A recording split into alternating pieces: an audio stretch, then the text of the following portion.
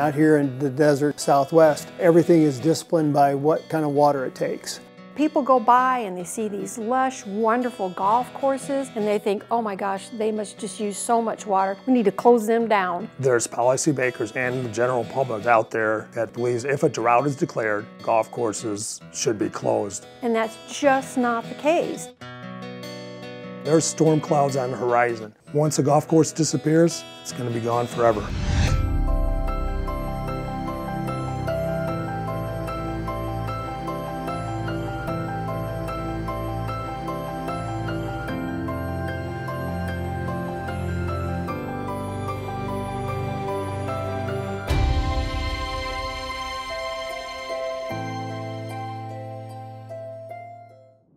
If there's one thing that can literally and figuratively change the landscape of golf as we know it in Arizona, it's water.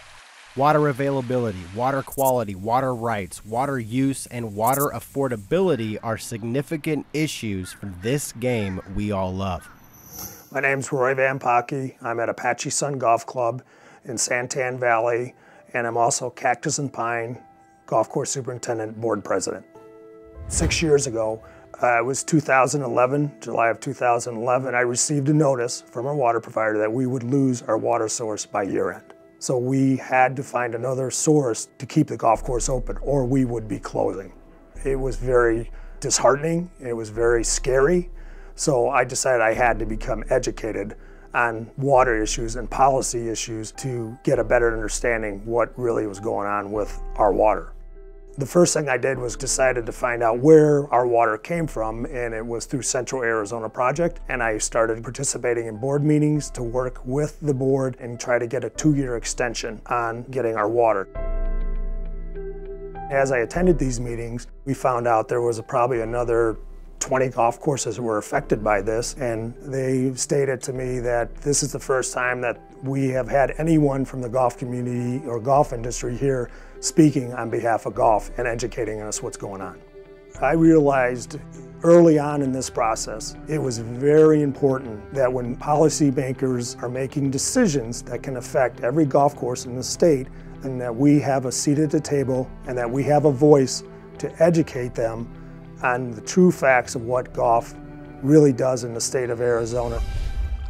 When someone hears that we're on the verge of a drought or we're in a drought, and they say, well, then close some golf courses. We don't need those golf courses. What do you say to someone that says that? I tell them, you know, it's so interesting what sometimes we all have a perception of that's just not true. She's right, and the numbers don't lie. Most people have no idea how much water Arizona's golf industry uses. Arizona's golf industry uses less than 2% of the state's water supply, and the economic impact the industry provides is mind-boggling. Golf has got such a story that most people don't realize that it uses such small amounts of water, less than 2% of Arizona's water. But the most revealing thing is the economic impact. You're talking almost $4 billion coming into our state associated with golf.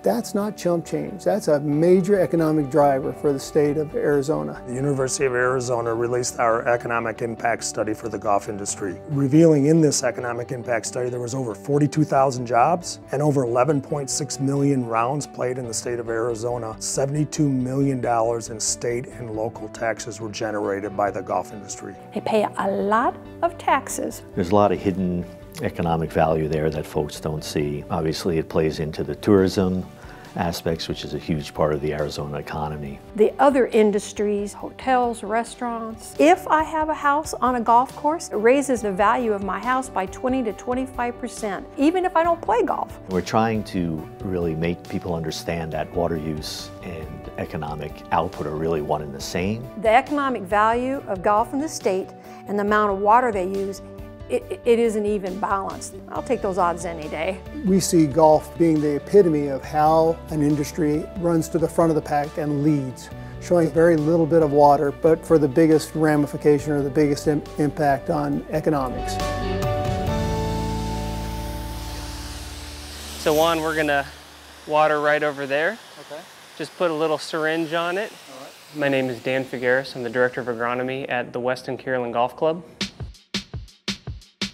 I think one of the biggest misconceptions is that Golf courses are an overconsumer and are inefficient in their water use. Truth be told, golf course superintendents are well-trained, highly educated professionals that are very in tune with their irrigation systems. Water is expensive, so it's in the best interest of the golf course and the business to manage it wisely.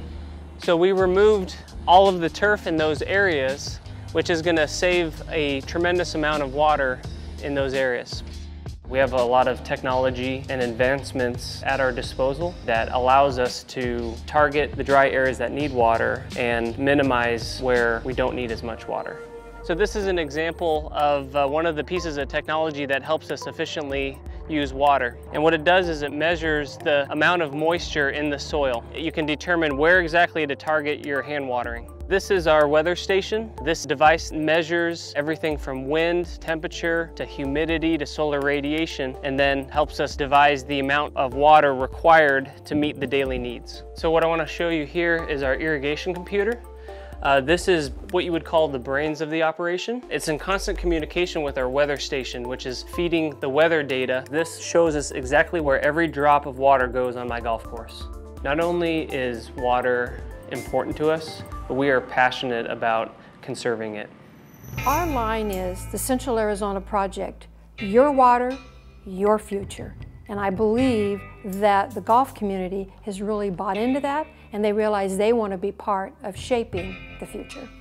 I think the single most surprising thing would be how little water the golf industry uses. So they're really going out of their way to maximize every drop of the water and get that economic benefit out of there. When you look at the minimization of how they use 2% of the water in the state and almost $4 billion in economic implications, you're talking about a trendsetter for water.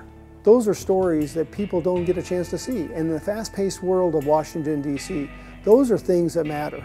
In order for the golf industry to stay strong and greens fees to stay affordable, perceptions surrounding water and golf need to change. Like Rory says, the golf industry needs a seat at the table when policies are being created, and it's up to all of us to keep policymakers educated. I want the future of golf in the state of Arizona to be as strong as it is today.